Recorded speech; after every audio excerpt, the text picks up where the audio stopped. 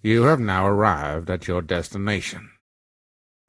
Chris, my word, I've only waited 7 years for this one. I've been so looking forward to doing this for such a long time. So thank you so much for joining me today, Chris. Oh man, last time I saw you, we were in Stockholm sharing some Heinekens on stage at Daniel X event, which is an all-time event. And so it's really fun to catch up with you again, man. Do you know what? I like to think that I'm a very logical and representable speaker. After a couple of Heinekens, when I was about 18 years old, I was not so solid as I should be. But I do want to start with a little bit of context. I always love this question, which is like, fundamentally, how did you make your first move into investing, and what was the first check for you? Yeah, the first check for me. I mean, I'd been doing deals on behalf of Google for a while, and even before that, at a company called Spadera. So where I was general counsel, and I don't tell many people I'm a lawyer, so we'll keep that between us. But general counsel and head of biz dev and corp dev and stuff like that. And then even before that, as a lawyer, I was adjacent to all these deals. I was watching other people do deals. I'd be in the room taking the notes when John Doerr was receiving a pitch and stuff like that as his outside counsel. And so I was always close to deals. But the very first one I did on my own was a company called Photo Bucket, which we ultimately sold for $330 million, which sounded like all the money in the world at the time. You know, Flickr had sold for like $25 to $35 million. And so to be able to 10X that with Photo Bucket was insanity. And we felt just so lucky to have gotten that deal done. But that check I wrote was literally a credit card check for me. I didn't have any cash on hand. I was at Google and I was vesting, but I hadn't sold any stock yet. And so I literally, I went into that one with $50,000 of credit card checks. My second investment was Twitter. And that one was funny because Evan Williams I'd already been working with a company and helping him out, but Evan went and circled up investors for the round. And he's like, hey, I've got you down for 25K, 25K good. Okay. I got you for 25K. And I now see, now that I've got some money and have been privileged, like why that's kind of the baseline number that people use. But at the time, that was incredibly material for me. And I was kind of embarrassed to admit that like that 25 really mattered. So I'm like, oh yeah, 25 sounds great, man. I'm all over it. And then, and then I ended up having to show up to the company on a regular basis because I needed that 25 grand back. And so I would just kind of invite myself to 164 South Park, let myself in and try and be helpful. And that annoyed the hell out of Jack, but that was real money for me. And so that's how I kind of got into this. Along the way where it really accelerated was in 2005, while I was still at Google, Paul Graham invited me to speak at the first startup school. And I made an impression there. It was fun. I mean, I think I was an answer to helping them teach this new generation of engineers who are running their own companies and didn't have MBAs. I was an answer to teaching them how to speak to customers, how to tell their story, how to move pixels around their front page, how to tighten up their funnels, that kind of stuff. And they were an answer to just my longing to be back involved with small companies again. The excitement of that and the applicability of my talents as a generalist. And so that's where it really started to take off. And so when I left Google, I didn't have a plan to be a VC per se, but I knew I was excited by the opportunity to hang out with Paul and Jessica and be helpful to companies. I mean, there's so many things for me to unpack there. The thing I do have to ask is I had Doug Leone on the show recently, and his first three investments were three IPOs, and he said it actually distorted his mindset having three big hits early. When you look at your big hits very early on, Twitter being your second ever investment, did it distort your mindset, and did it make it almost challenging actually moving forwards having such success so early? No, I was lucky, and I'm going to use some air quotes around lucky, to have had my ass completely handed to me in the public markets before then. So I very famously took my student loan checks for law school, told the school they hadn't shown up, cashed them, and used them to day trade in the market. And so this is one of the reasons why I get so nervous about what I see in the Robinhood phenomenon. Like even as we tape this, the market's crashing, and I worry about so many people trading on margin because I was that guy. And at the time, they hadn't built the margin requirements back into the online trading platforms yet. So I would take $1,000 worth of equity and buy $1 million worth of stock and hold on to it for a week. And so the swings were insane. And at one point I was up $12 million after about 18 months. And along the way, you start to think you're a genius. And then when you put your buddies into the stock, they'll come back and be like, hey, I bought a boat, man. You're the guy, like you've got it figured out. And you really start to believe that shit. And one buddy said, hey, you need to diversify. So I had two stocks.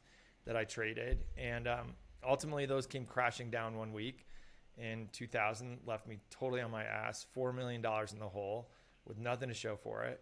And so I had already been stung by that idea of it's, when things are, without that kind of quote unquote training that came by way of tragedy, when things are going up, you tend to think it's correlated with your genius and talent. And when things are going down, you tend to think it's unlucky. And you learn over time to invert that curve, that when things are going up, it's lucky. And when things are going down, it's some lack of talent and you need to double down and hustle. And so by the time I got into venture, I was very lucky that I had already had that kind of horrible experience, How do you retain an optimistic mindset then when you're wrong and you lose money or the deal doesn't go as planned, to not go, ugh, consumer social's crap or healthcare's crap or you name it's crap because you've lost money there before? How do you keep that optimistic, fresh mind? Well, it's funny. It was a lack of optimism that cost me some money in the beginning when I met the Airbnb guys and I pulled them aside and was like, look, somebody's going to get raped or murdered and the blood is going to be on your hands. And you know what? That's turned out to be true once they've had hundreds of millions of users of the site. Yes, and people are going to get hurt. It's the law of big numbers. But I had let the bad case get in the way of me seeing the most obvious case. Most humans are good. Most of these services are obviously going to work. I mean, we were in an Uber meeting talking about how there was this, you see articles about this driver hurt somebody. And so we dug into the data. First of all, half of the time it's passengers hurting the drivers. And so there's this even split. But the reason those articles get written is because thanks to Uber, we know about them. We know exactly who was involved, right? If you get assaulted by a cab driver, you'd never know. But the other thing is just the law of big numbers. There's so many damn drivers and passengers out there now. So many collisions between individuals is going to lead at scale to some bad ones. And I once did some math, and I can't make it up now, but it was like Walmart employs something like 2 million Americans. There's 35,000 murders in the country a year. I was like, that means on any given night, a Walmart employee murdered somebody. I was like, so we need to do something about this because Walmart is employing murderers at scale. And it sounds funny, but that's just how the numbers work, right? If you really run the numbers, that's how it works. I know, I totally get it, and especially in terms of law of big numbers. I do have to ask, you also said about the early, the 25K check into Twitter there. But my question from that was actually more, when you think back to that and that mindset of like, yeah, I can do that. Whew, that's a lot of money. And then now, how do you think about your relationship to money? Because, it always changes. How do you think about your relationship to money today, Chris? Yeah, I think I'm lucky in that I don't feel competitive with other investors or other rich people. So I have a lot of friends who are tortured by it. And they have countless dollars at hand, but feel like the goal line's always moving and they need to keep up with somebody else. So I certainly look at it as what can I do with the money we have? And luckily, we have all the stuff we want. And you get to this point where, like in the beginning, I made a bunch of money and I bought houses for family and multiple houses for ourselves. And then my wife and I turn around and we're like, fuck, we're property managers. Like that's all we do now is like our inbox is like, hey, this broke and this is happening. And what do we do? I was like, so we're just prisoners to our stuff right now.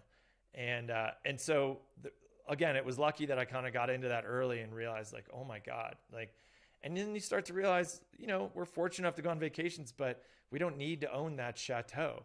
It's amazing. There's some incredible places in Europe where we love to spend time that you can rent. And then when you're done, you walk away from them. And so, you can live luxuriously and then not have to own it. And so, and luckily we're also not into big boats, thankfully. So that's a great way to light money on fire. But for us, I'm lucky that Crystal and I have been best friends since we met freshman year of college. We didn't date for 14 more years after that, but I'm lucky that we've grown up with this money together. And the thing that we did that I think more people should do is we sat down when it became clear we were going to make some money. And by the way, I didn't come up with this idea. I saw Evan Williams do it. When Evan Williams saw that he was going to make some money, he went out and started interviewing rich people and asking them for tips. And when I saw that he was doing that, Like it was funny. The way I saw it once is I gave him a ride and he had this notebook and it flipped open to this page that just said, "Don't let anyone know your home address." And I was like, "What the fuck is that?" And he's like, "Oh, I've been out trying to get tips on, from rich people. And somebody told me, don't let anyone know your home address." I was like, that is fascinating. So when it became clear we were going to make some money, we just sat down with a bunch of people who had been through that process. And by the way, not just the successful people. We intentionally sat down with people whose marriages had completely dissolved, whose lives looked like they had imploded, whose kids were assholes. And we sat down to get the counterexamples. They didn't know that, and so I'm definitely not going to use any names. But we were like, those people look like money fucked them up. Let's go sit with them for a drink and ask them a lot of questions and get to the root of it.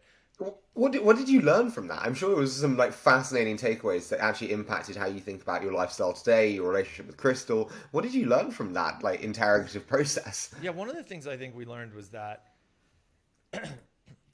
couples that work are couples where both people are growing, no matter in which vector or which direction, and not by necessarily traditional, business measures, whatever. They're just growing in some way that matters to them, whether it's artistically, philanthropically, athletically, building a startup or an organization that matters to them.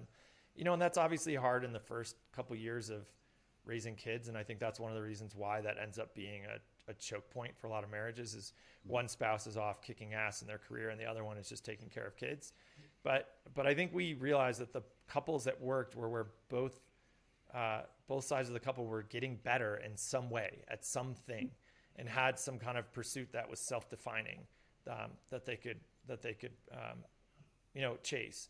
That said, we also learned that helping other people get out of an anxiety zone was really rewarding for us. So, I've heard people wrestle with giving money to family. We gave a lot of money to family, but every time we oriented it around so what do you owe to credit cards? What's your goal? What do you need?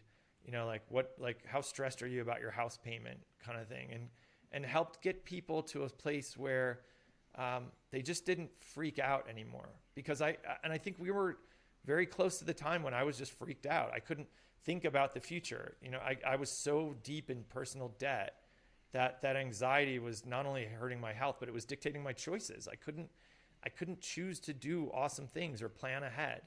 And so I think when you take that anxiety layer away from people, they plan ahead, and they have that optionality. And that's one of the things that informs our political beliefs. We're probably some of the most progressive people in technology, and certainly we help elect candidates who are going to raise our taxes.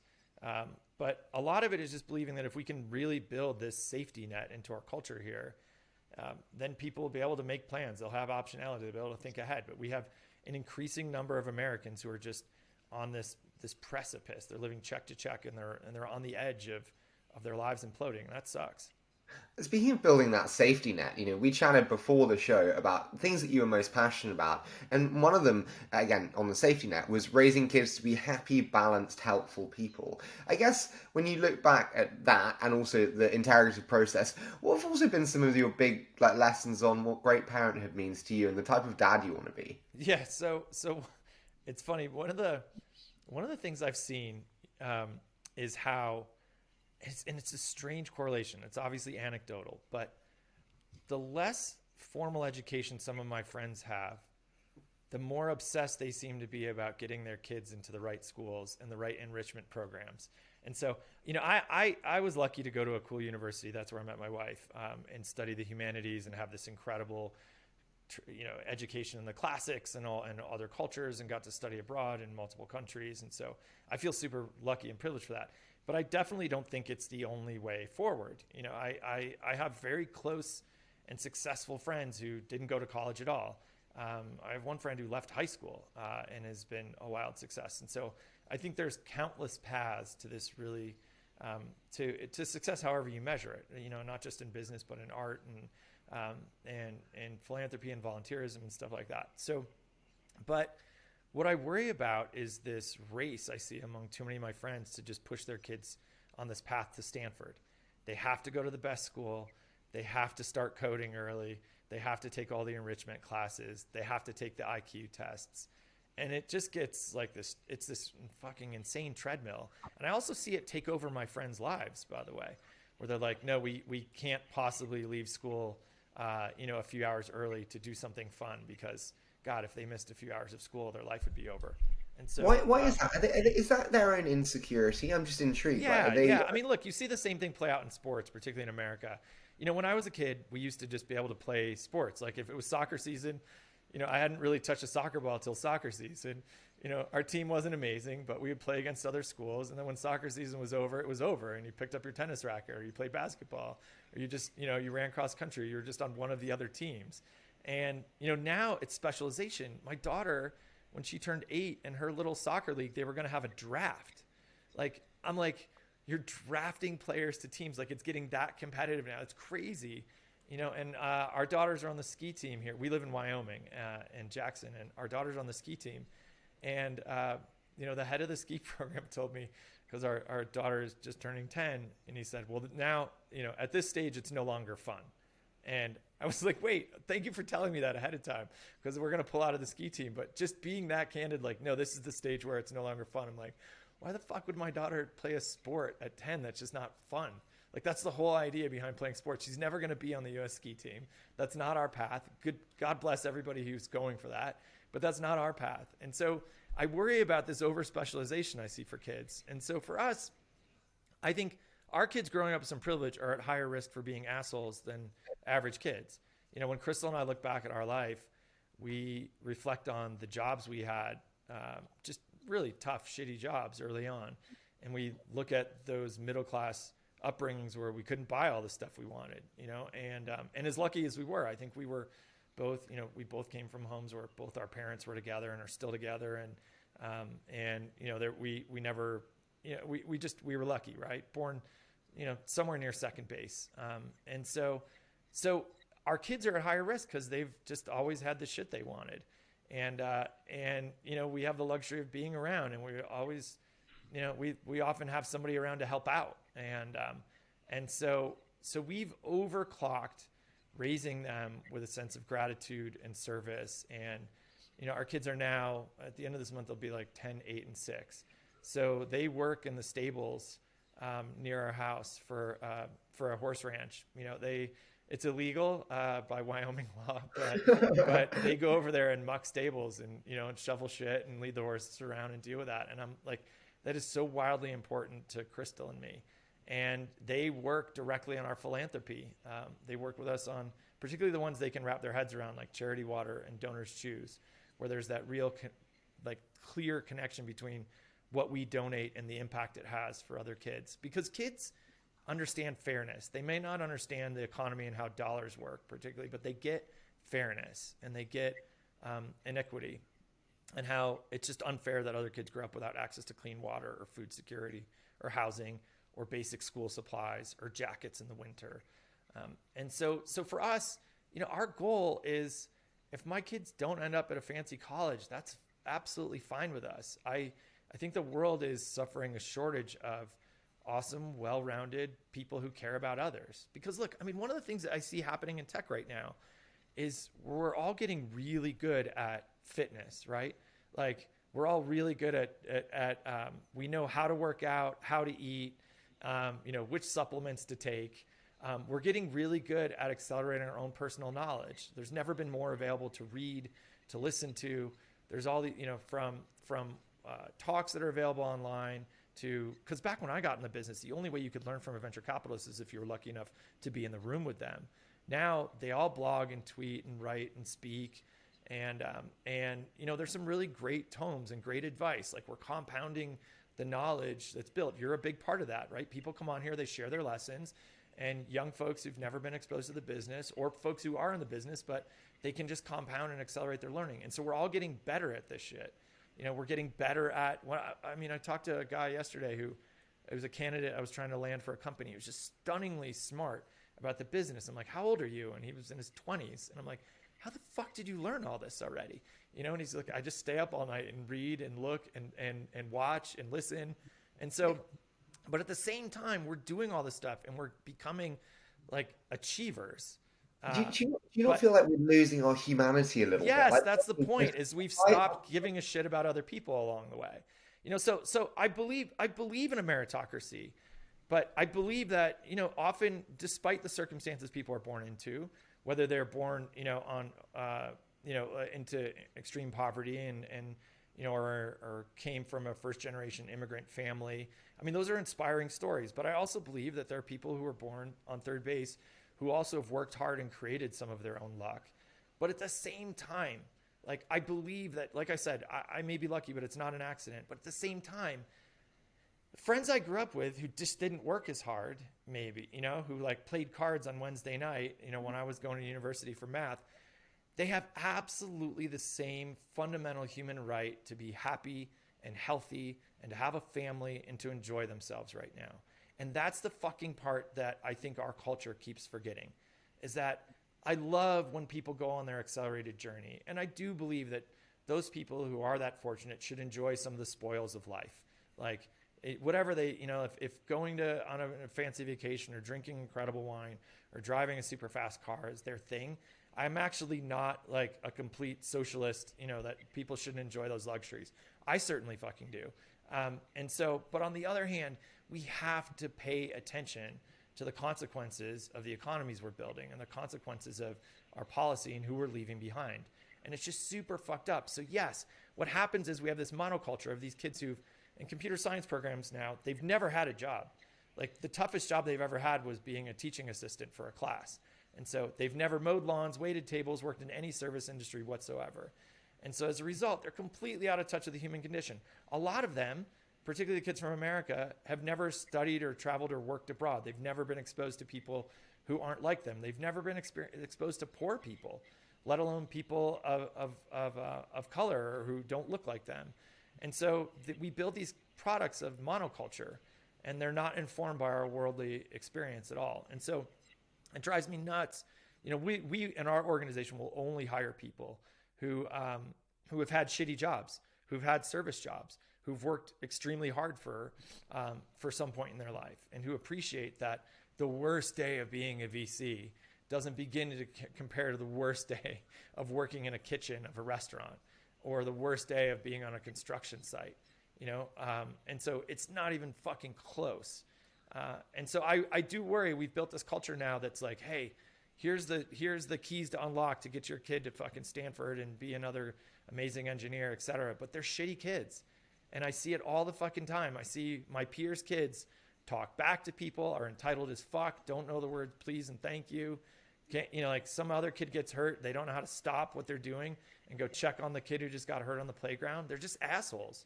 And so I think there's a crisis. I think we have this surplus of assholes coming down the pike right now.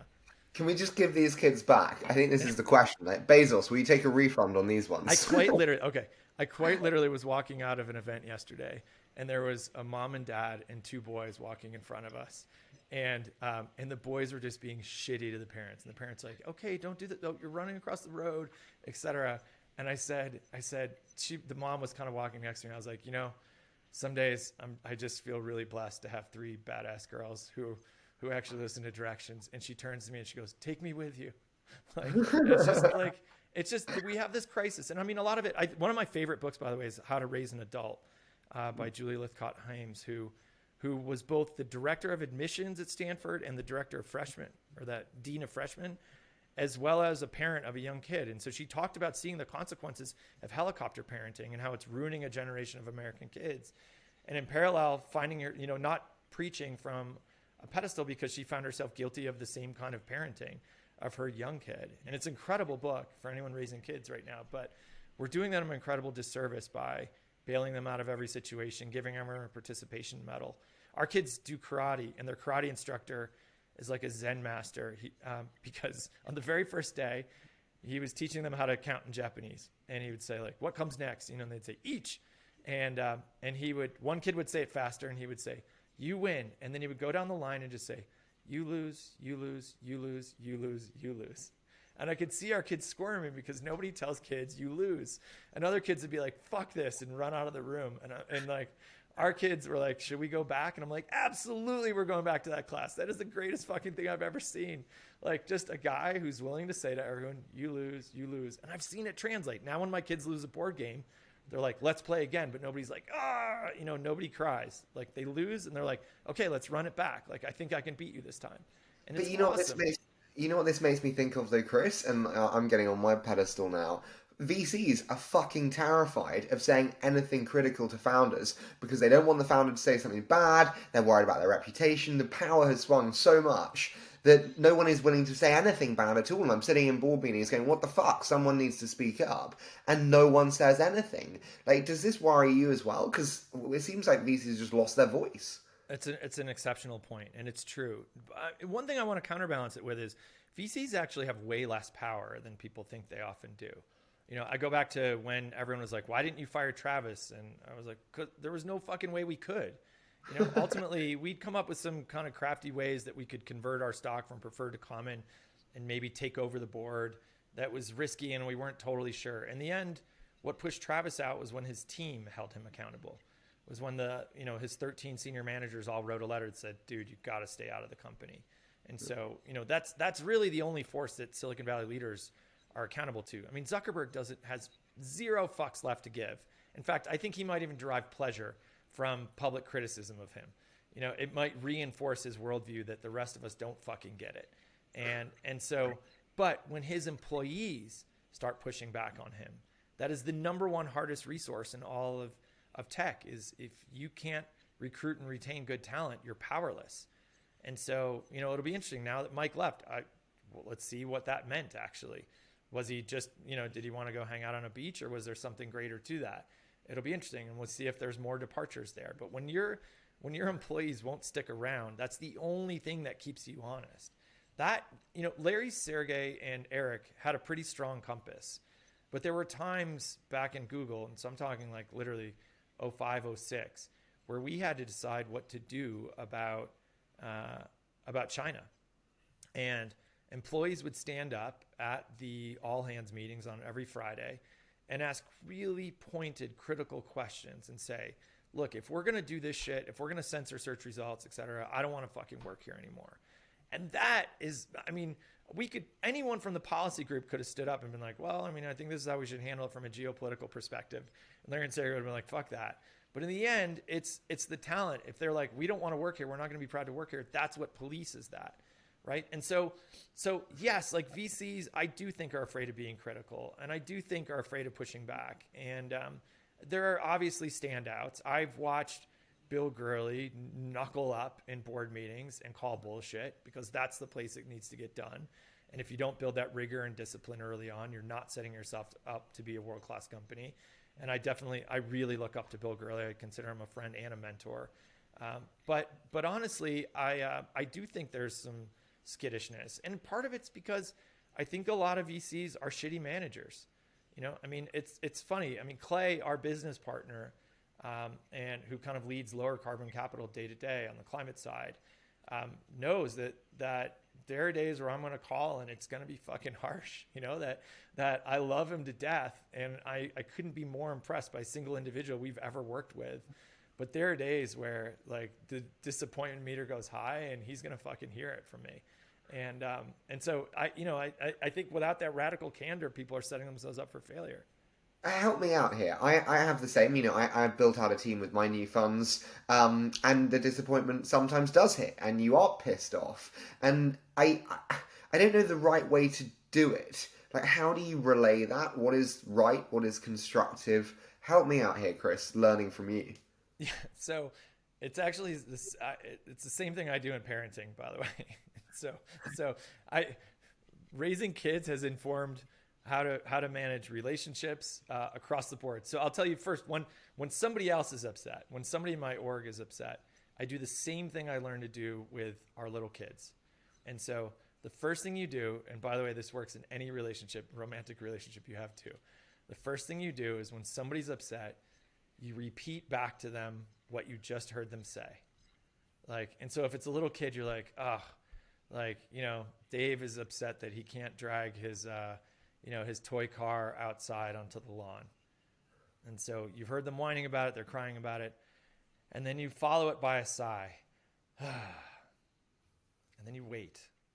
You just sit there and wait. You let it sink in. I heard you, man. It registered. And I'm not going to try and fix it yet. I'm just going to sit and wallow in it with you. And sometimes when it's a little kid, you literally crouch down to their height. But when it's an adult, you know, when it's your partner, like the one thing we all crave is to be heard and validated, right? And we skip that. And particularly, I mean, for technologists, entrepreneurs, VCs, you immediately jump to the solution. And that can be a real detriment because the person just wants to feel like they were heard and validated and that you feel their pain. And so you stop and just, And then the next words out of your mouth have to be a question, not a statement. So the next words out of your mouth are, So with a little kid, I'd be like, what do you think would happen if we drag that, car out onto the lawn? And you build a hypothetical that sets them up to succeed, that sets them up to have an answer, to lead them down. You may have a solution in mind, but you have to let them find it along the way. You can't impose it. And so this is a really big deal for me. And it's funny. I mean, it literally came from raising toddlers, and people would be like, why don't your toddlers tantrum? And I was like, because they start, you can see it, right? You can see that. I mean, just kids have fucking huge feelings. Like I'm a Calabrian, my ancestors come from Italy. I can fucking explode on a moment's notice. So you get those initial big feelings, but then it's like, all right, how do we diffuse that and make sure it doesn't just become a screaming fit? And no one in your life is going to stop crying. You're like, hey, shut up, stop crying. That doesn't work. Just like no one in your company is going to be like, stop whining. And so the same thing happens. I set that up in reverse when I want to coach an employee. I express my feelings, and I don't have to do it enraged. I'm just like, I express them as, this is where I think we fucked up, or this is the disappointment. And then I ask them, so what do you think we can do going forward? And that sets them up to succeed. That sets them up to own the solution. That sets them up rather than like, fuck you, you fucked up. Don't let this fucking happen again. Shut the fuck up. Look, next time, this is exactly how you have to fucking do it. So fuck you, hang up. Like that's the least effective way to manage ever. And so if instead I'm like, look, we obviously fucking ate this one right here, and I try and say we, cause we're a team. And so I don't try and put it on somebody, even if it's clear they're the one who fucked up. Like we obviously took the fucking apple on this one. And so, and this is it, this bothers me because it reminds me of something that, means something to me personally, or I hate being in this situation. These are my feelings. And, and I don't beat around the bush. Like these are my feelings. I feel fucking let down, or I feel like we just lost some of our competitive edge or whatever. And then what do you think we should do about it? How do we prevent this from happening again? What should we do going forward? Then the person who fucked up owns the solution. Like and so there's no shortage of big feelings. There's no shortage of rage, but now I've set the other person up to succeed and headed off at the pass so it doesn't happen again. Can I ask, one thing that I often think back to is Max Levchin, who said on the show once, when it comes to people, when there's doubt, there's no doubt. Do you agree with that? You've worked with some of the best people in the business. You've seen some of the best operators. Is that right? So does he mean, obviously we have that principle, like if it's not a hell yes, it's a hell no. And so when looking at deals and looking at hires, but I don't know exactly. He may have also been saying, go ahead. If you hire a partner and actually they're okay, yeah, they're seeing some good stuff. Oh, I have no time in my life for that shit. So so I work from home. My daughters run in and out of the room all day long. They sit in my lap often for calls. They're not in here right now because they're in online school. But so one consequence of that is they know how to swear when the time comes. And so it's not something I encourage, but they've just learned how to do it. I was watching that episode of Ted Lasso with Roy Kent, who's the girl he's helping raise is swearing a little bit, and I laughed my ass off because I was like, that's what it's like working from home. Wait, remind me what your question was again. Mine was essentially if they're okay, not great, and how do you deal with that? So one of my daughters walked into my office recently, and she was sitting on a call with me where I was really frustrated by another investor who I thought was fucking up a situation at a company. And I hung up with them. And our middle daughter walked in and asked the older daughter, what was going on there? Like, Dad sounded upset. And she goes, oh, this guy was just being a B-teamer. And it was amazing because those words hadn't left my mouth in that call, but my girls had picked up on this idea of like, just don't bring half effort, like just don't half-ass something, like be all in or all out. And so for me, the people who suck, it's never a lack of raw talent. Like there's definitely people who are raw, who have some raw talent and blow my mind. It's always a lack of effort and ownership. Like I can't fucking stand. We have a guy who works with us like on our house, and he was brand new to the job, and he did not have prior like physical maintenance experience. And so he came into the job totally green, and he was like kind of reading manuals and trying to learn stuff on YouTube. And I was so impressed with him compared with other people we've worked with, because he'd be like, hey, I just so you know, I fucked this thing up earlier, so it's going to be a couple more days. I got it wrong. I ordered the wrong part. Or, hey, do you have any idea how to fix this thing? Because I don't. I'd be like, thank you for asking me, rather than fucking pretending. Like, let's figure it out, or let's find the gal who can. And so as a result, like for me, ownership is everything. Like, because I run an insanely small organization. I think we're 6 people now, managing, between the outside money and the inside money, over $1 billion. At the height of lowercase, we were managing $6 billion, and we were 3 people. And so everyone in my organization has to be empowered with way insane outsized responsibility. And so we have radical transparency. Everyone sees our decisions so they can channel me or Crystal later and not have to bring that decision back up to us. But I have to believe that if I empower somebody and treat them like an owner and give them real ownership. So by the way, I mean, our comp plan probably runs 6 to 10 times what the industry standard is. Because I want everyone to I want this to be a life-changing event. If you're working for me in any role, I want it to be a life-changing event. And you'll fucking act like it as a result. Like, Google taught me that when they would share confidential information, they would share the board deck with the entire company on Fridays. Literally, they'd gather the entire company and show them the same slides they had shown the board on Wednesday. And that meant everyone from the most senior engineer and all the VPs down to the receptionist and security guards. And so everyone shared it. And you know what happened? It was like 4 years before we had a leak come out of that meeting, because everyone was shown the respect of an owner and they rose to that occasion. I previously worked in a company culture where they treated everyone like children and didn't give them that benefit of the doubt. And as a result, they acted like children and they maintained confidentiality like children. And so I think people rise to that expectation. So for my team, we are, and Clay, our partner, is one of the best hires I've ever met. He came out of the Obama White House, and where they really did put together one of the greatest teams of all time. And Clay will spend, 3 to 4 months hiring somebody, a specific person, and they'll do some work product and they'll collaborate on some stuff with us. And it's funny. I'm a little impatient. I'm like, we need some fucking help right now. And he's like, I'm working on it. But ultimately, those people who come on board could run a fucking division, and they're in their 20s sometimes or early 30s, and they are fucking unstoppable. And so I just have no time in my life for B teamers, let alone C teamers or D teamers. And I say that not from like a position of privilege or elitism. It's just because it can be fucking anyone. We have people who work for us in service jobs who just fucking bring it, who just show up and own their work and bring it. And I mean, if you can't tell, I'm very passionate about this because it drives me crazy to see people who kind of just flop around and phone these fucking jobs in. Not only can I not hire them, I have trouble fucking collaborating with them. Like, I just can't. Like, I can't fucking make time for the call. I can't make time for the fucking coffee. If I see them fucking phoning it in, I'm like, if we're going to do this, do it all in. But by the way, that's one of the reasons I quit for a while was I worried that, the stage of life I was in, I wasn't going to be able to fucking bring it. I wasn't going to be able as obsessive as you need to be to succeed in this business, in this industry, and to be as helpful as I wanted to be. And so that was one of the reasons I stepped back at probably the height of, our power or influence, when I could have raised as much money as possible and seen all the fucking deals. I stopped because I worried I was going to be a B teamer. So you worried that you were going to be a B teamer, but you weren't.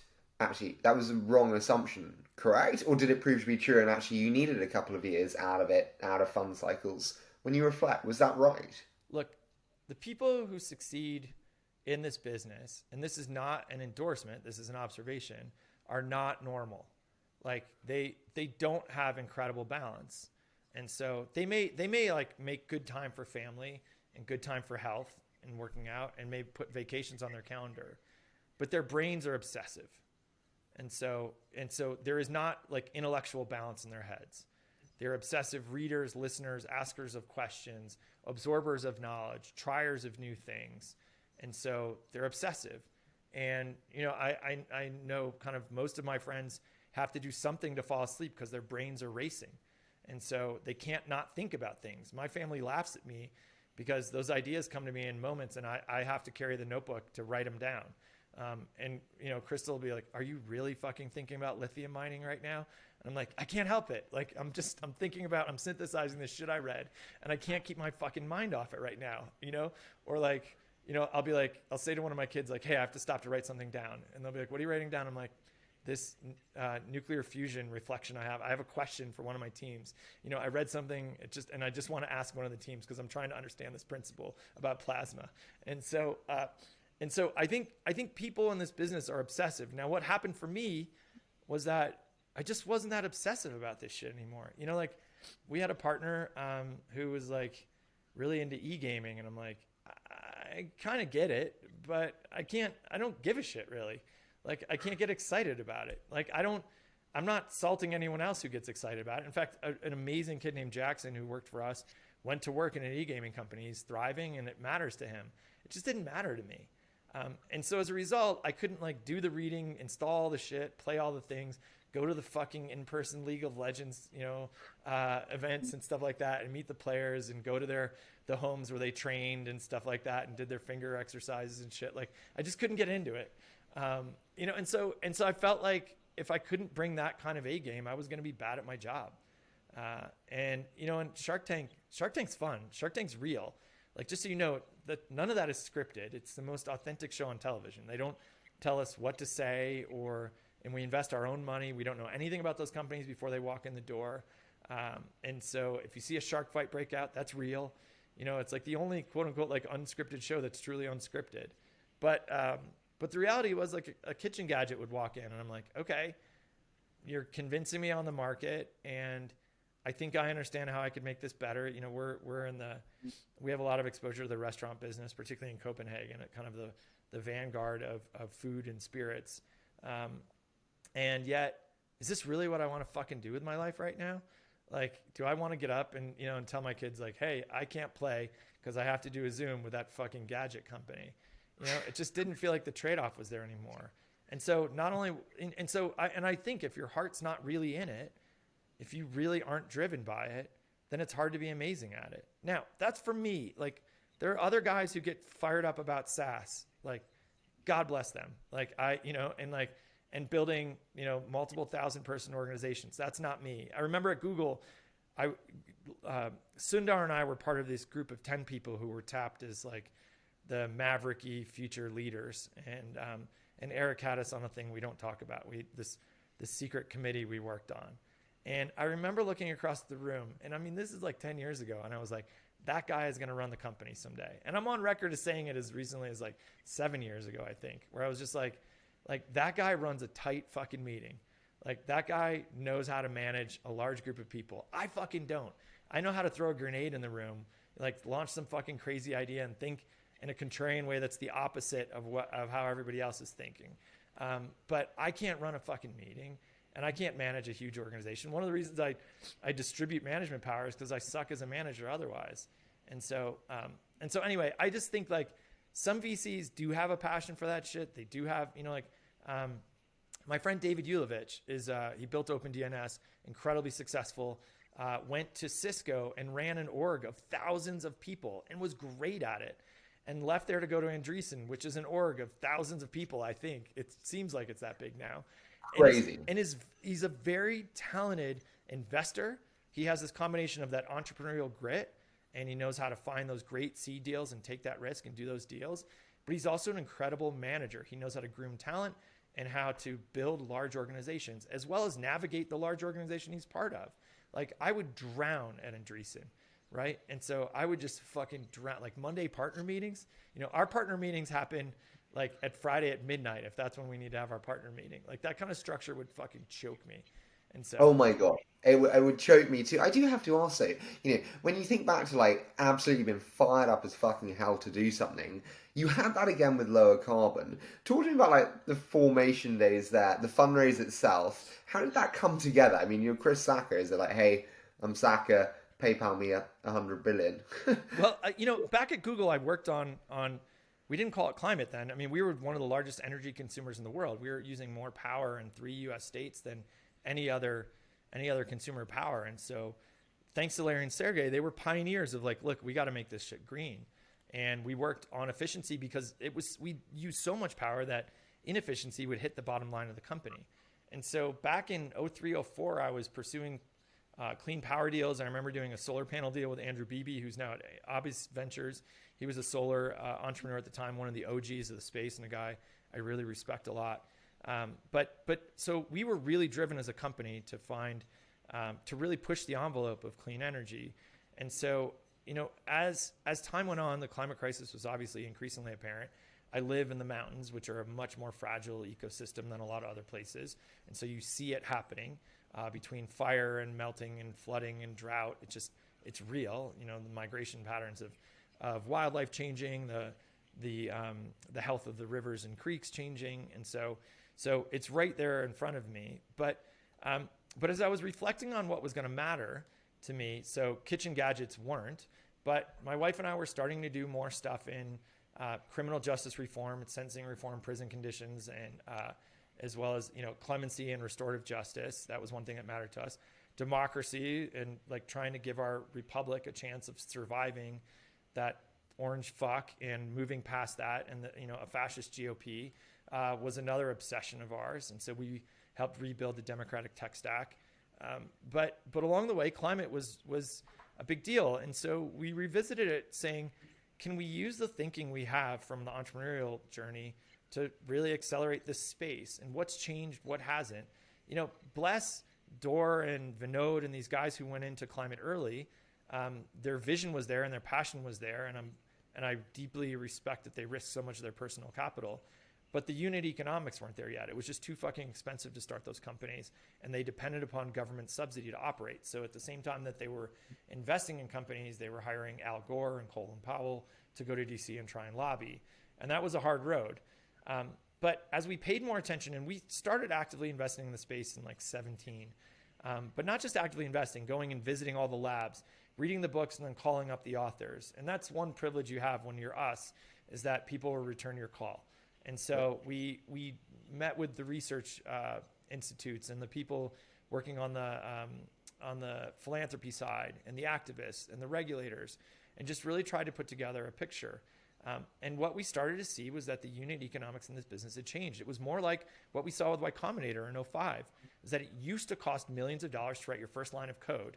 Well, it used to cost tens of millions of dollars to start your clean tech startup. Now with shared bioreactors, with massive computing clusters rentable by the hour, with machine learning accelerating at the pace it is, it was just so much cheaper to start a climate company that would have massive gigaton scale impact on the planet. An example, this guy Anders came to pitch us Heart Aerospace. He's a Swedish guy who was going to build a 19-seat electric airplane. And we're like, what, where's your team? And he's like, it's me.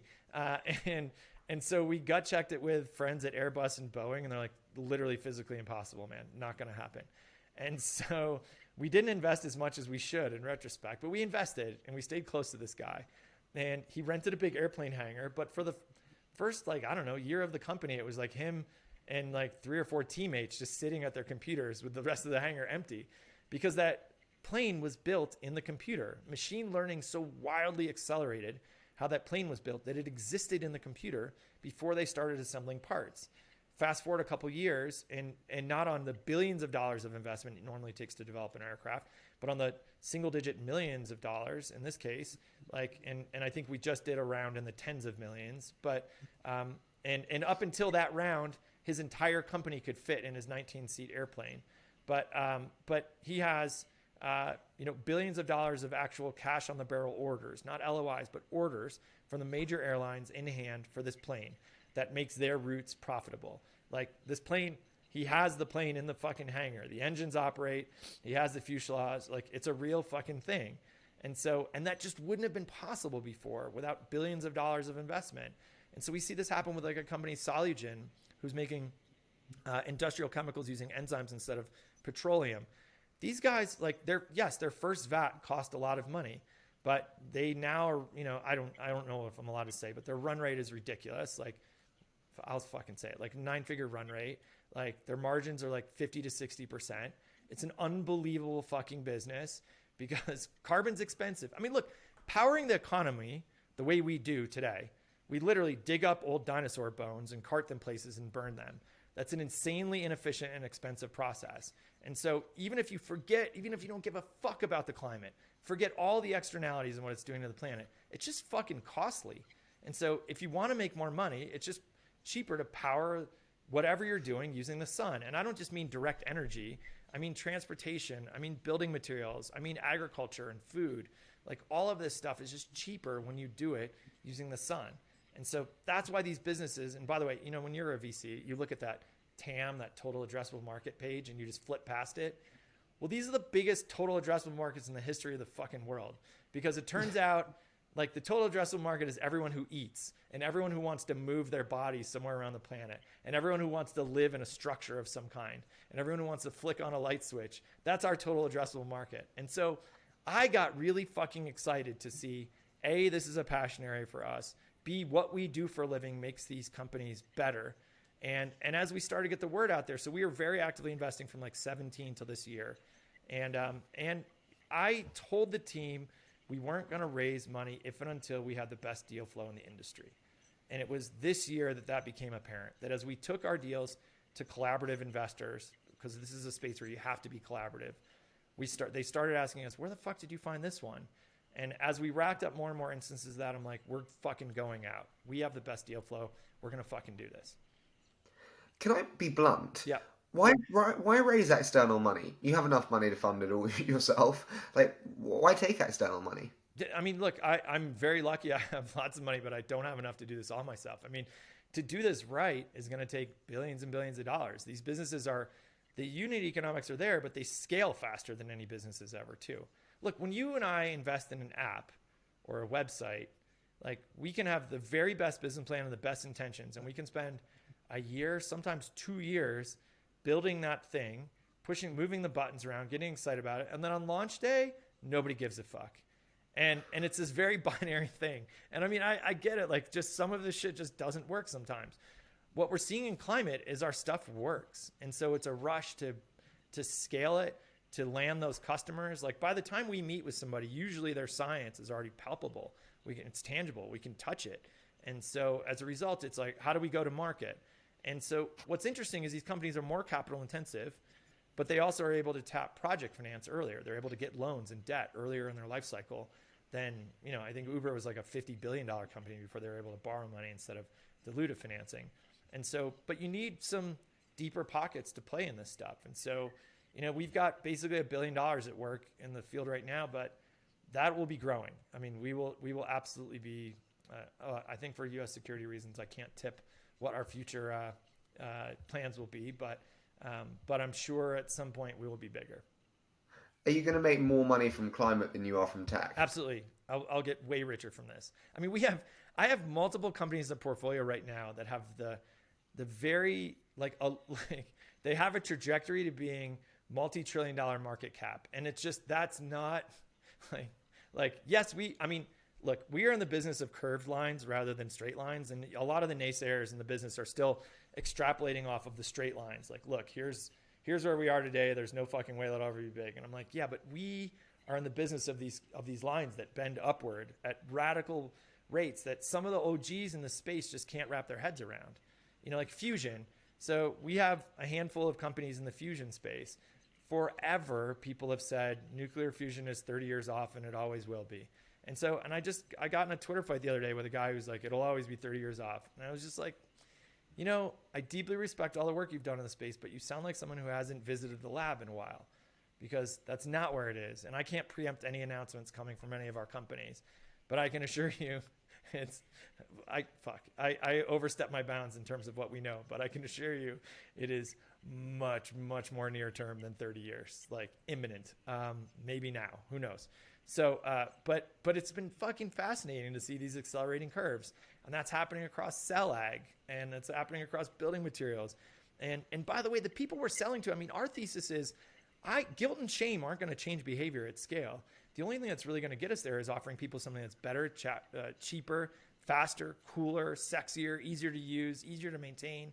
And so you're not going to guilt China into stopping their use of coal, right? I mean, China, bless China, they're a fierce competitor, but they're also not hard to understand.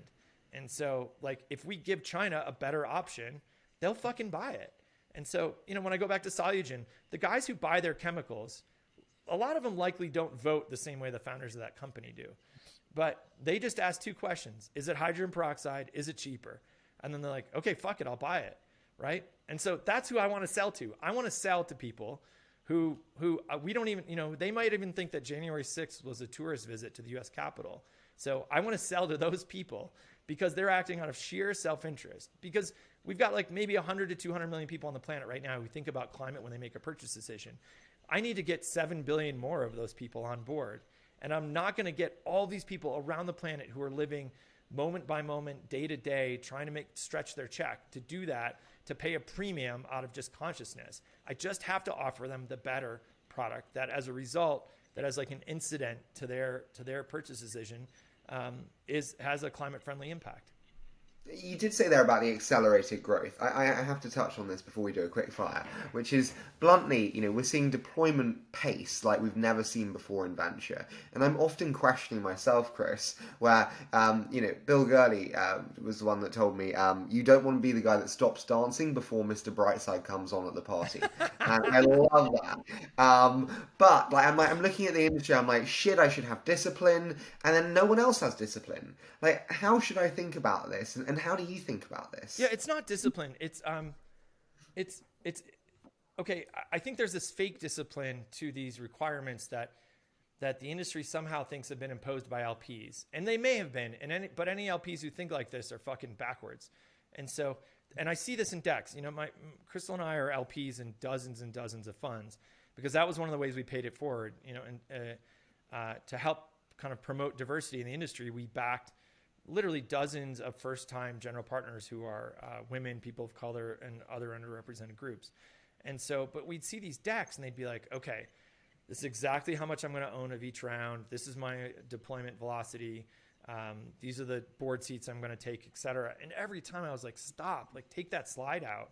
You know, when I wrote my checks into Uber, they were too big, quote unquote, for my fund. And one of my LPs called me and I was like, look, I have conviction about some things, but this one I fucking know. I mean, so much of Uber came together in my fucking kitchen. I'm going in, and like if I fucking crash and crash and burn, then it's on me. But this one I fucking understand, and I'm betting the farm on it. And I was right. I mean, I shouldn't take much credit for Instagram because I kind of limped into that one. But because I was like, photos, how much money can be made in photos? I don't know. I mean, we sold Photo Bucket for $330. How much money can you ever make in photos again? And that's hilarious in retrospect, but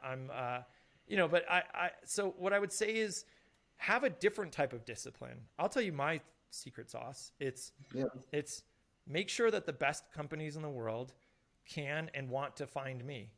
And so I'll never be big enough that I can see every deal. Maybe I could pull that off in 2005 or 2006 when there weren't that many deals, but now there's just thousands of deals. So I need the best ones to know who I am and to know my reputation for being helpful and to know what I can do for them. And by I mean our whole damn team. Like, and by the way, it warms my heart when they go right past me to the other members in the team who they know are even more helpful now in climate. So Clay and our head of science, Clea and Alex, like when our team and Kristen, who just joined, who's unfucking believable.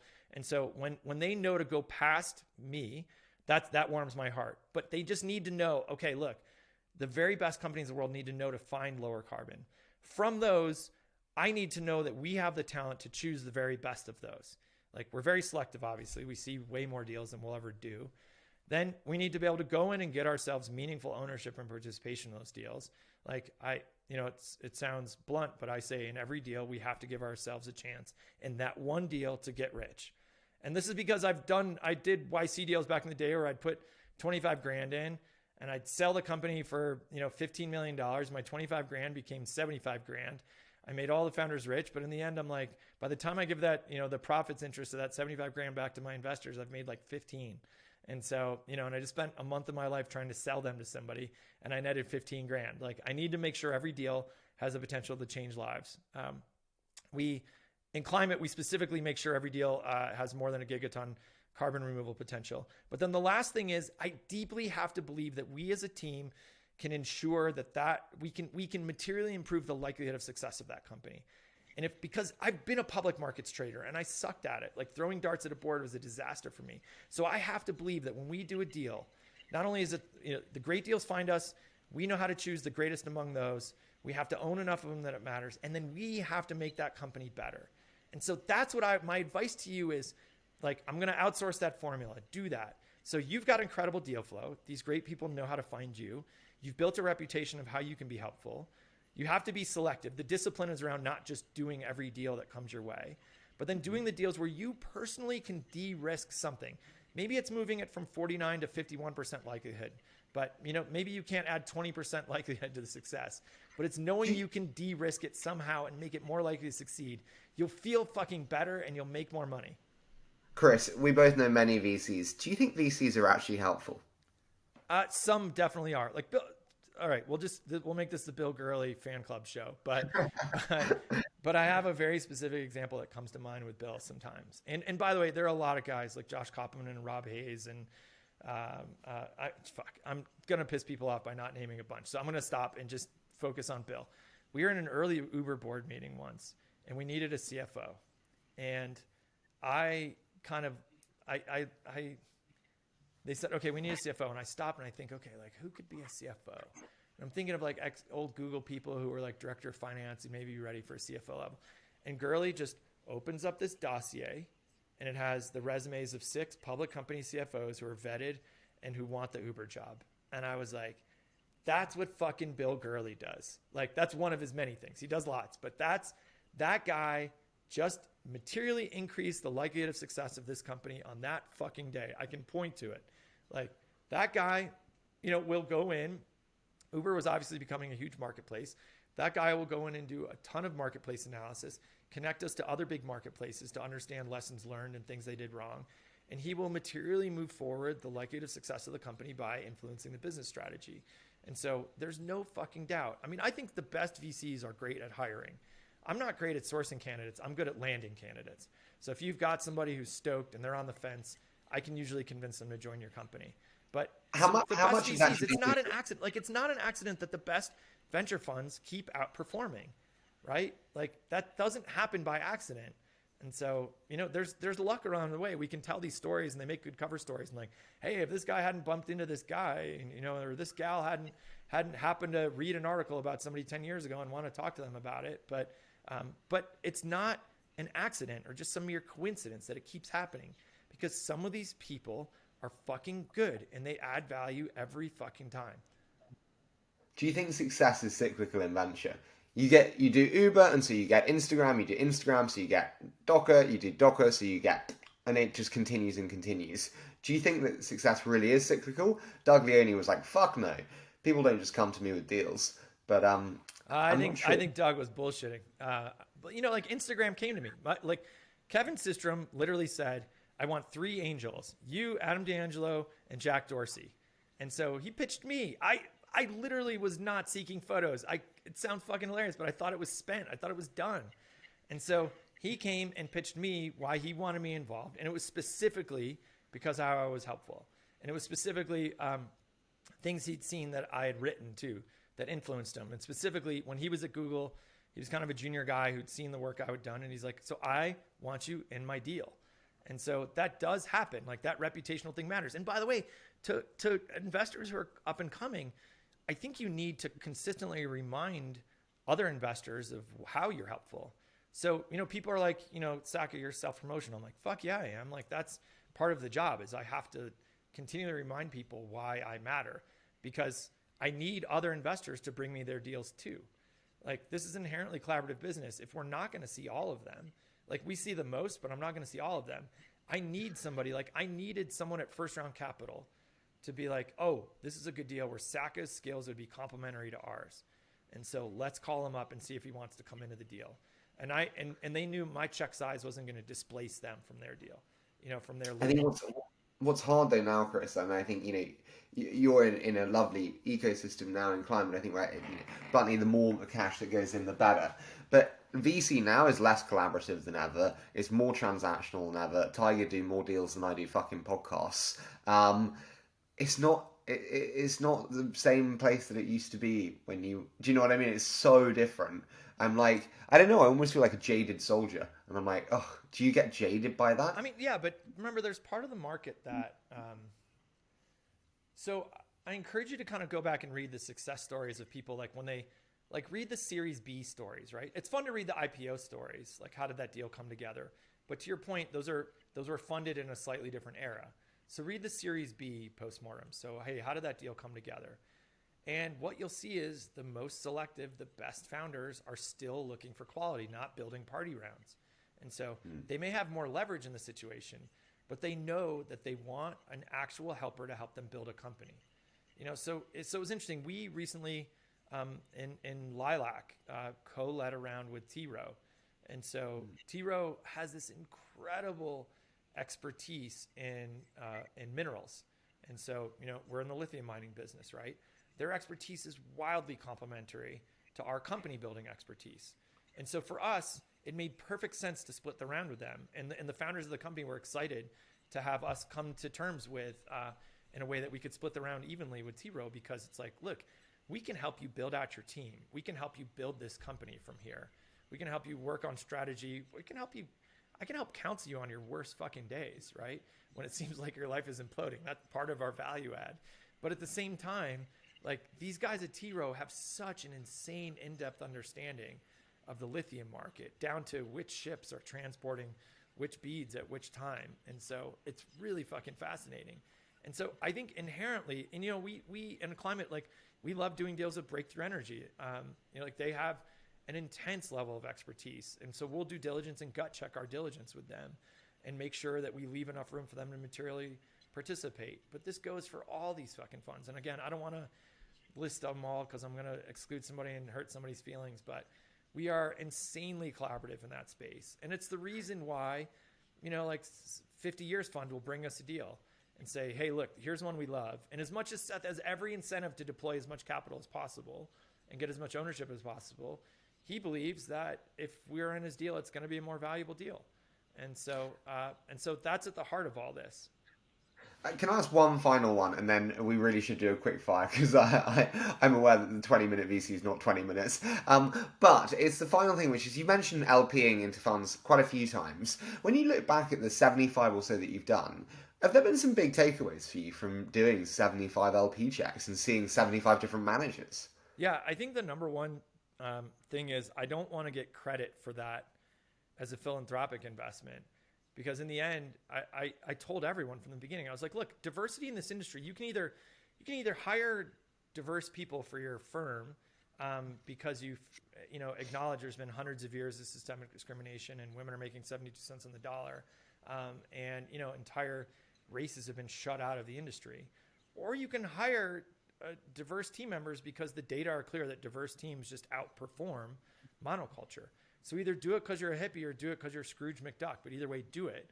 And I have no allergy to money. And so I am like, I go into the LP situation and I say, look, I mean, we can either invest in these managers because you feel bad and you want to do something to help the industry and you feel like you owe it as a result of your privilege. And I'm not going to talk you out of that, but also do it just because, in a time where everyone's chasing the same fucking deals, we're now backing a generation of entrepreneurs or of GPs who are seeing deals that we're not going to fucking see. And so that aren't bubbling up through our old boys network of white guys that aren't making it to Sand Hill Road, but have massive addressable markets, massive, go to markets. And so do it because you'll just make a lot of fucking money. And so it turns out right now that our LP portfolio of diverse managers is running about a 2.5x. Like that's fucking insane. Like, you know, so this is, again, people give us a lot of credit for being charitable about it. And I'm like, I'm going to make a lot of money doing it. And so, by the way, you know, it's funny. We did something else recently that I do want to impress upon your audience. I do think is really important. And that is, you know, historically Black colleges and universities have been shut out of high tier venture funds. And I'd read about this a few years ago and we had no intention of raising. But when we went to raise, we carved out, everyone in our fund pays the same amount, by the way. No one gets a side letter. No one gets special treatment. And I hope other VCs do that. It's just too hard to manage. But what we said was the only people who get special treatment in our fund are if your last name is Sacca or if you're an HBCU. And for HBCUs, we would do no fee, no carry. So we thought we'd go one step beyond access and go no fee, no carry. And in the end, we actually found it was hard to connect to HBCUs because even in our network of diverse founders, there just weren't decision makers on the other end at a lot of these schools. They don't have endowments. They don't have investment offices. And so in an effort to try and create a culture of ownership and direct ownership in venture, because these are assets that should be one part of their portfolio and that traditionally outperform, we went to these funds and said, okay, we're going to give you a piece of lower carbon. But the condition of it is that we work through, so it doesn't go to your outsourced manager. It goes through you directly. And we work on the language of venture capital and we find the signatory and we build the review process. And if we do this, then I'm going to lean on a bunch of other buddies to do the same thing. And so far we have 4 other firms who are going to follow us along and start giving more access, whether it's donated interests or it's or no fee, no carry exposure to HBCUs to start participating in this ecosystem more meaningfully. And so it's going to start with money, but that'll build deeper bridges for talent. That'll build closer relationships.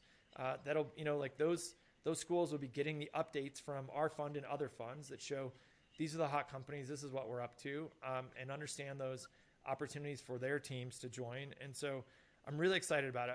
Our initial donation is like, it's over $2 million right now. We're still signing up a couple more schools. But I'm really excited, and I'm going to lean on other funds to do the same thing. And so I think they can have a material impact on these schools without it even being a material donation from their end. I mean, that's so awesome to hear, and I think doing the fee-free and carry-free is like above extra in terms of just providing the access. I do want to move into my favourite though, Chris, which is the quick fire. It only took us 20 minutes to get there, but I say a short statement and you give me your immediate thoughts. Does that sound okay? Let's do it. Okay, so you mentioned a couple of books, but what's the favourite book and why? All right, I've said this before, but it's still Not Fade Away, a book of this guy who was... well, our lives are similar. He was a ski bum who became a massive executive at Liberty Media, and right at the height of his success, found out he had incurable stomach cancer and started writing the book then, reflecting on his life, reflecting on meaning. Because I think one of these things is it's so easy to get totally obsessed and consumed by our industry. It's easy to forget, and as we touched upon multiple times in this interview, that balance in life, those relationships, those friendships, that time to take care of yourself. And so, you know, you'll cry. So anyway, Not Fade Away. What's your biggest strength and what's your biggest weakness? My biggest strength is I'm a storyteller. So I can get whipped up into a frenzy and get somebody really passionate about something. And my biggest weakness is talking too much and not asking enough questions. What makes you and Crystal such a great partnership? Well, knowing each other since we were kids is definitely helpful. And I think seeing each other grow up at similar paces and rates in our respective fields has been incredible. You know, Crystal doesn't take any public credit for anything because she's just a much more balanced human who doesn't need external validation at all. But Crystal's been, you know, she was there in the room to choose to hear the Uber pitch and decide we should do the deal. And has been an instrumental part of everything we've ever done at Lowercase. And so, but with that, I mean, it's inside of our wedding rings, we have these 2 things engraved. One is mutual weirdness forever. So we try and encourage each other to stay our just weird, our weird selves, you know, and pursue those quirky interests and not try and smooth the edges, like be a little rough around the edges. And then the other thing we have engraved in our rings is inviolent agreement. Because we can really go, like we're both very type A, strong personalities, and our kids laugh because we can really get going. And often, we'll be like, look, we're saying the same fucking thing. We're just nuancing the words right now. But I think having a dynamic, worthy, robust debating partner who has a very strong compass and can test your assumptions and call bullshit on you is one of the things I'm most grateful for in life. No, it's really special to hear. Why so negative on Softbank and Facebook? I saw this on Twitter and I was like, wonder why. Yeah, I think Facebook is a cancer and they know it. I think, look, here's the thing with Twitter. Twitter was started with the best intentions. And in the beginning, it was run by a bunch of hippies who loved seeing that it was used in Arab Spring, right, to help demonstrators come together to topple a regime. Biz Stone used to talk about how it amplified the world's quietest voices. And so it was this great democratization engine. And I think it was very easy to be proud of being involved with the company at that time. And the employees who worked there rightfully were proud of working there. Twitter started to be weaponized. And I just don't think the company was ready for that. They didn't evolve their policies quickly enough because on the one hand, they really worried philosophically about curtailing free speech. On the other hand, they started to see the deleterious and destructive effects of their platform being weaponized. And so, I don't know the extent to which Jack is a particularly reflective philosophical individual. In my experience, he wasn't. Other people tell me otherwise. But I do know that he, after some prodding, again, by other people in the company who wanted to be proud to work there, they really started figuring out how do we take this seriously and move to curtail this kind of speech. And look, I am not going to say they did a fantastic job of it, but it was clear they attempted to do something and tried. And I know every day there are people harassed on the platform, and there's still fucking plenty of Nazis and Macedonian bots and shit like that and anti-vaxxers, but they've tried. Facebook, on the other hand, has just flaunted that they don't give a fuck. And Facebook has, just what they're doing with their public relations campaign right now about they have the fucking data that show that they harm teenage girls. And they just don't fucking care. And the people who still work there, I can't imagine fucking working there right now and not constantly questioning, why do we work here? What are we actually making happen? What is our impact on the world right now? Because they're definitely not making it a better place. And I've been in the room with Zuckerberg. I've watched him fucking lie to the president of the United States about what they know internally versus the claims he spouts out loud. I think that guy is a really bad negative force for the fucking planet. There's no doubt about it. And I won't mince any words. And when I see him in person, he gets a fuck you from me. And so, right after the 2016 election, I let him know, I'm like, the blood is on your hands. You made this happen. He's like, no, it's the pendulum swinging. I'm like, those are the words of one of the most privileged fucking ivory tower fucks I've ever talked to. And so, no, I take that guy fucking personally. And SoftBank is first of all taking money from, fucking murderers, literally guys who murder fucking journalists. And so, and who've absolutely corrupted our prior regime. And they're taking that and they're betting across multiple competitors in mutually destructive ways. So they put money and they literally bullied their way into the Uber deal. They're just if you don't do it with us, we're going to do it with Lyft and destroy you. And so they bullied their way into that deal. But then immediately after that deal, they went and put $500 million into DoorDash. Uber's IPO would have gone very differently if they hadn't have funded DoorDash. Now I like DoorDash's management team. I think they're a very fair competitor, and I don't mean to throw them under the bus. I actually own some DoorDash stock, and so as well as some Uber stock. That's not. It has nothing to do with Tony and the team. It has everything to do with what happened to a little bit of fucking loyalty. What happened to a little bit of we're not just here to fucking bully our way, strong arm our way into a deal. And I mean, look, there's legendary tales about their guy coming into the room, spitting his fucking sunflower seeds on the floor of the conference room, taking his shoes off barefoot and shit. It's unfucking believable. It's a caricature of how this business gets done. And so, yeah, it bothers me. Look, ultimately for us at Lower Carbon, we're going to have to invest in multiple companies in the space just because there aren't that many approaches, but it's fun. We discuss it with our competitors. We had one guy the other day say, these are the other 4 companies in our space I want you to invest in because I need this field to move forward.